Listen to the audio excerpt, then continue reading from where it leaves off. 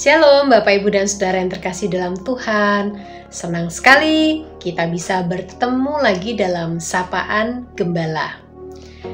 Saudara, mari sebelumnya kita bersama-sama berdoa.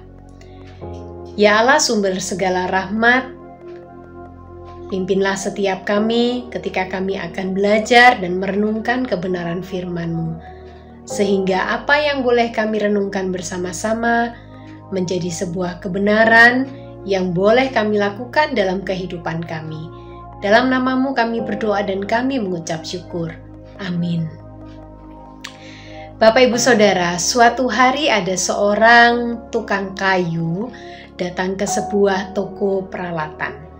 Di sana ia membeli sebuah mesin gergaji kayu. Nah, Saudara, 2 minggu setelah ia datang ke toko itu, ternyata bapak ini kembali lagi. Dan ia komplain kepada salah satu pegawai toko itu.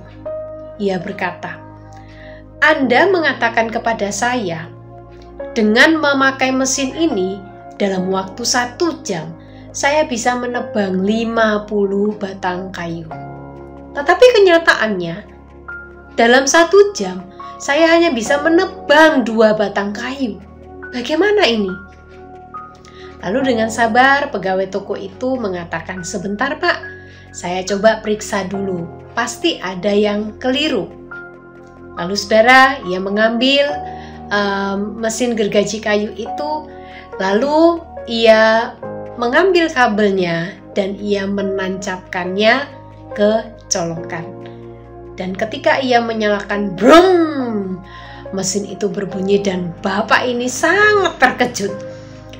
Lalu pegawai toko itu mengatakan, "Ya jelas Pak, bagaimana bisa Bapak menggunakan mesin ini kalau kabelnya tidak Bapak tancapkan kepada sumber listriknya?" Bapak Ibu dan Saudara yang terkasih dalam Tuhan, tentu di rumah kita juga banyak sekali peralatan yang membutuhkan aliran sumber listrik. Dan apa jadinya kalau kita seperti bapak ini tadi? Kalau kita punya rice cooker, ternyata kabelnya kita tidak tancapkan pada colokan, ya tidak akan bisa nyala. Kalau kita pakai setrika listrik, kabelnya tidak ditancapkan pada colokan, bagaimana bisa berfungsi? Saudara-saudara, hari ini bacaan kita yaitu dari firman Tuhan, Injil Yohanes pasal 14 ayat 15 sampai dengan ayat yang ke-17. "Jikalau kamu mengasihi aku, kamu akan menuruti segala perintahku. Aku akan minta kepada Bapa dan ia akan memberikan kepadamu seorang penolong yang lain, supaya ia menyertai kamu selama-lamanya, yaitu Roh kebenaran. Dunia tidak dapat menerima dia, sebab dunia tidak melihat dia dan tidak mengenal dia. Tetapi kamu mengenal dia, sebab ia menyertai kamu dan akan diam di dalam kamu." Saudara, dalam kehidupan kita sebagai orang-orang percaya, kita sungguh berbahagia. Karena dalam segala sesuatu yang kita ingin lakukan atau berusaha kita lakukan, saudara, Tuhan mengerti, Tuhan tahu bahwa kita manusia yang membutuhkan pertolongannya. Maka kehadiran Roh Kudus yang juga disebut sebagai Roh kebenaran itu adalah Roh yang akan memampukan kita untuk kita boleh hidup seturut dengan apa yang Tuhan kehendaki. Roh Kudus itu jugalah yang akan hadir sebagai penolong, penghibur, pengingat, pembawa damai. Roh yang juga akan terus memimpin kita untuk boleh hidup seturut dengan apa yang Tuhan inginkan. Bapak, Ibu, dan Saudara yang terkasih dalam Tuhan, tetapi persoalannya adalah jika Roh Kudus itu Tuhan berikan, ia hadir di dalam kehidupan kita sebagai orang percaya. Tetapi jika hidup kita tidak terhubung dengan Roh Kudus, akankah kita merasakan bahwa kuasa dan karya Roh Kudus itu sungguh bekerja dalam hidup kita.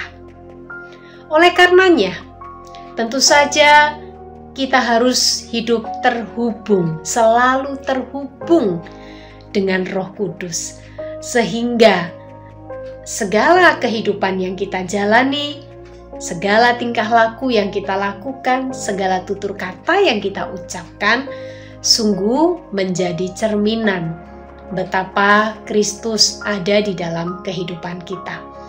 Pun demikian saudara, ketika Tuhan mengatakan tadi, jikalau kamu mengasihi aku, kamu akan menuruti segala perintahku.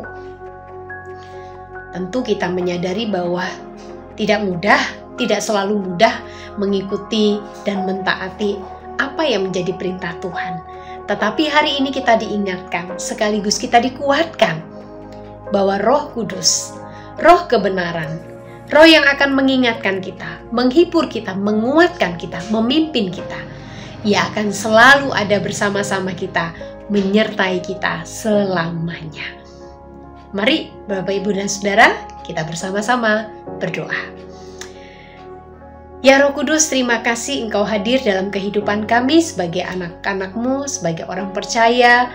Kau tahu akan segala kelemahan kami, ketidakmampuan kami, tetapi Engkau hadir menjadi Roh kebenaran sebagai penolong, penghibur, pengingat, penguat, pemimpin dalam kehidupan kami. Kiranya hidup kami akan selalu terhubung dengan-Mu ya Roh Kudus, sehingga hidup kami boleh sungguh berkenan di hati Tuhan, di hati Allah. Demi Kristus Yesus kami berdoa dan kami mengucapkan syukur. Amin. Selamat menjalankan aktivitas, Tuhan Yesus memberkati.